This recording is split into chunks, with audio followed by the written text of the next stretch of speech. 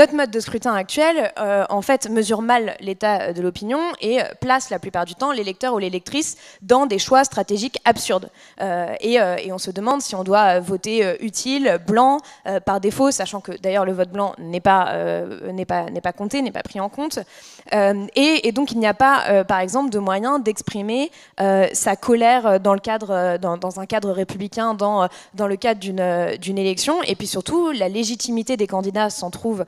énormément touchée, puisque en fait la légitimité aujourd'hui d'une candidature gagnante, elle est allouée à un nombre de voix qui donnerait en fait supposément une adhésion à cette candidature. Sauf qu'en fait, quand on vote pour une candidature aujourd'hui, on ne sait pas ce qu'il y a derrière ce vote, et on ne sait pas si la personne a voté avec un enthousiasme immense ou par dépit total, ou par choix stratégique, vote utile ou autre. Et donc en fait, tout ce que ça crée derrière, c'est que finalement on a des candidatures qui ne sont pas légitimes, on a aussi des campagnes électorales qui se retrouvent complètement modifiées par ce mode de scrutin-là, parce qu'en fait aujourd'hui on est dans une élection où toutes les candidatures se battent pour un certain nombre de voix données, et où aussi l'ajout ou le retrait d'une candidature à une élection change les résultats de l'élection. C'est ce qu'on appelle le théorème le paradoxe d'Arrow, qui est un économiste qui a eu prix Nobel en 1957. Et c'est assez intéressant, en fait, il dit qu'aucun mode de scrutin robuste ne peut être un mode de scrutin dont le résultat va être modifié par l'ajout ou le retrait d'une candidature. Et on voit bien que notre mode de scrutin actuel, il mène aussi à un certain nombre d'accidents démocratiques, comme on l'a vu en 2002 par exemple, où Lionel Jospin était considéré comme ce qu'on appelle le gagnant de Condorcet, donc la personne qui aurait gagné contre toutes les autres candidatures en duel au second tour, et qui finalement n'a même pas passé le premier tour. Bref, je pense que vous connaissez à peu près toutes ces problématiques-là. C'était juste pour refaire un peu un point, parce que c'est important aussi de bien identifier le problème pour ensuite montrer les solutions. Et donc, en fait, les modes de scrutin alternatifs proposent des nouvelles théories du choix social. Parce que finalement, la façon dont on vote, c'est aussi la façon dont on se met d'accord, la façon dont on s'organise. Et donc, le collectif pour lequel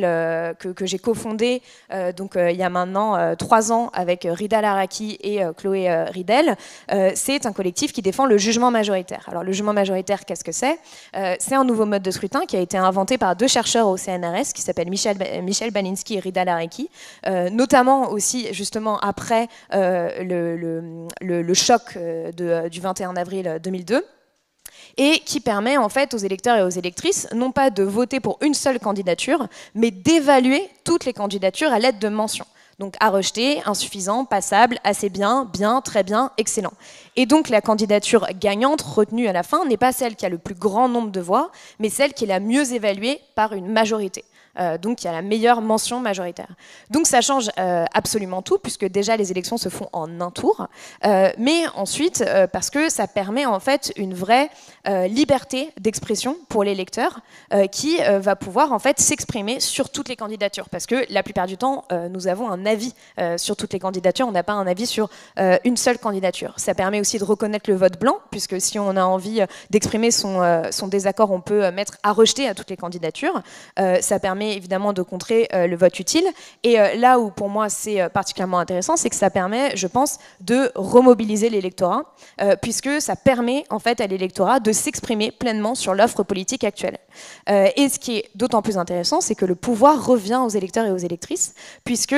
par exemple à une candidature, à une élection donnée, si on a une majorité si on a une majorité de mentions qui serait par exemple autour de à rejeter insuffisant, et que le candidat élu est élu avec une mention majoritaire insuffisant, et ben on peut considérer qu'en fait ce n'est pas assez, que ce n'est pas souhaitable, et donc réorganiser des élections. Ça c'est quelque chose qui est prévu par le jugement majoritaire, mais donc on voit bien que là l'objectif c'est vraiment de redonner du pouvoir aux citoyens et de dire en fait nous allons compter votre voix, c'est de leur envoyer un message en leur disant de 1 on parie sur votre intelligence, de 2 votre voix compte, et de 3, nous allons la compter dans toute sa complexité, parce qu'une opinion, c'est complexe. Et donc, ça ne se résume pas à un choix binaire qui est de voter, pas voter, oui, non. Et en fait, ce qui est intéressant avec le jugement majoritaire, c'est que si on y réfléchit de façon plus large, ça va aussi remodeler la façon dont on conçoit la politique aujourd'hui. Puisque les candidats ne se battraient plus pour un certain nombre de voix données dans l'électorat en essayant d'être aussi dans des attaques très personnelles, hein, parfois, mais se remettraient en avant le terrain des idées. Parce que là, l'idée, c'est vraiment que le meilleur gagne. Et ce qui est intéressant par rapport à ça aussi, c'est que d'une certaine manière, ça peut permettre, dans certains cas, quand par exemple il y a deux candidatures très fortes dans un mouvement, que ces deux candidatures se présentent, puisqu'elles ne vont pas s'empêcher l'une l'autre, puisque les électeurs peuvent en fait voter pour toutes les candidatures, donc que le meilleur gagne, et les personnes évalueront ces candidatures-là. C'est ce que m'avait donné comme exemple Rida Laraki quand je l'avais interviewé sur cette question, en me disant finalement Alain Juppé aurait, au moment du scandale avec François Fillon, Alain Juppé aurait pu être rajouté dans les candidatures et finalement les électeurs auraient pu choisir entre les deux. La bonne nouvelle par rapport à ça, c'est que en fait, ce que je trouve intéressant avec le jugement majoritaire, c'est que ça nous permet d'adopter une autre philosophie, de regarder le vote, l'abstention, ces questions démocratiques avec un autre regard. Et de se dire une chose, c'est qu'il n'y a pas d'état de fait en démocratie.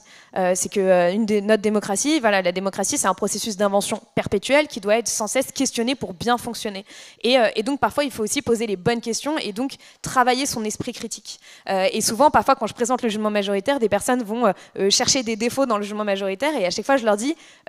d'accord, il n'y a aucun mode de scrutin parfait, mais l'esprit critique que là, vous êtes en train d'appliquer au jugement majoritaire, vous ne l'avez jamais appliqué au mode de scrutin uninominal majoritaire à 2 tours. Alors, c'est un peu comme le vote à 16 ans pour que l'élection présidentielle se fasse au jugement majoritaire, il faut modifier la Constitution. Voilà, on sait que c'est quelque chose de compliqué, donc il faudra aussi une volonté politique, mais ça peut faire partie en tout cas des propositions qui sont sur la table. Et pour terminer, je pense que ce qui est intéressant aussi, c'est de se dire que là, on en parle pour l'élection présidentielle, mais en fait, c'est un mode de scrutin qui peut demain être utilisé dans la vie de tous les jours pour prendre des décisions et prendre des décisions autrement, mais qui peut aussi être utilisé à l'échelle locale. Par exemple, nous, ce qu'on propose avec notre association, c'est de faire des préférendums, donc des référendums à choix multiples au jugement majoritaire. Ce qui permettrait en fait de construire des politiques publiques de façon beaucoup plus intelligente et surtout d'avoir une photographie précise de l'opinion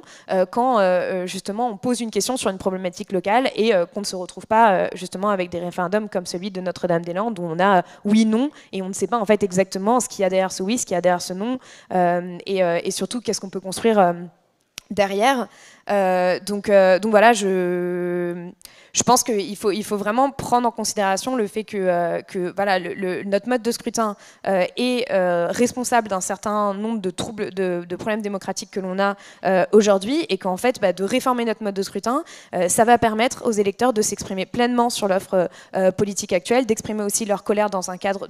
d'une élection, dans un cadre républicain et potentiellement aussi de changer la façon dont on fait de la politique en France aujourd'hui. Voilà.